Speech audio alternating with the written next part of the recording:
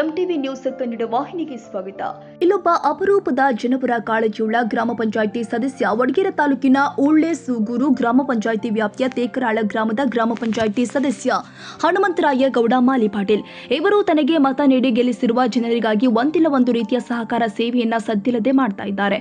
ಜನರಿಗೆ ಸರ್ಕಾರದ ಸೌಲಭ್ಯಗಳನ್ನು ಒದಗಿಸುವುದರ ಜೊತೆಗೆ ಆಸ್ಪತ್ರೆ, ಮಕ್ಕಳ ಶಿಕ್ಷಣ, ಧಾರ್ಮಿಕ ಕ್ಷೇತ್ರ ಹಾಗೂ ಇನ್ನಿತರ ಸಮಾಜಮುಖಿ ಕೆಲಸಗಳನ್ನ ಯಾವುದೇ ಫಲಾಪೇಕ್ಷೆವಿಲ್ಲದೆ ಮಾಡ್ತಾ ಇದ್ದಾನೆ.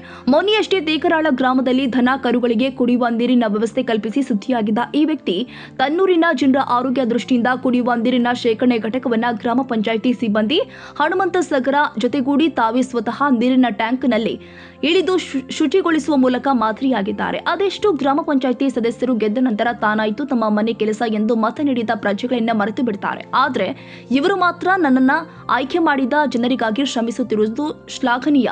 ಇವರಂತೆ ಪ್ರತಿಯೊಬ್ಬ ಗ್ರಾಮ ಪಂಚಾಯಿತಿ ಸದಸ್ಯರು ತಮ್ಮ ತಮ್ಮ ಗ್ರಾಮಗಳಲ್ಲಿ ಪ್ರಾಮಾಣಿಕವಾಗಿ ಕೆಲಸ ಮಾಡಿದಲ್ಲಿ ಗ್ರಾಮಗಳು ಮತ್ತಷ್ಟು ಅಭಿವೃದ್ಧಿ ಹೊಂದಲು ಸಾಧ್ಯ ಎಂದು ಸಾರ್ವಜನಿಕರು ಹೇಳ್ತಾರೆ.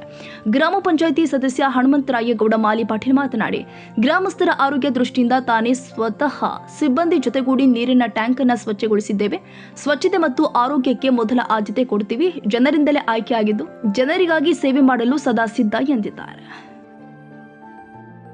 ತಾಜಾ ಸುದ್ದಿಗಾಗಿ ಎಂಟಿವಿ ನ್ಯೂಸ್ 24x7ಗೆ ಸಬ್ಸ್ಕ್ರೈಬ್ ಮಾಡಿ ಮತ್ತು ಬೆಲ್ ಐಕಾನ್ ಅನ್ನು ಒತ್ತಿ. ತಪ್ಪದೇ ಲಿಂಕ್ ಶೇರ್ ಮಾಡಿ.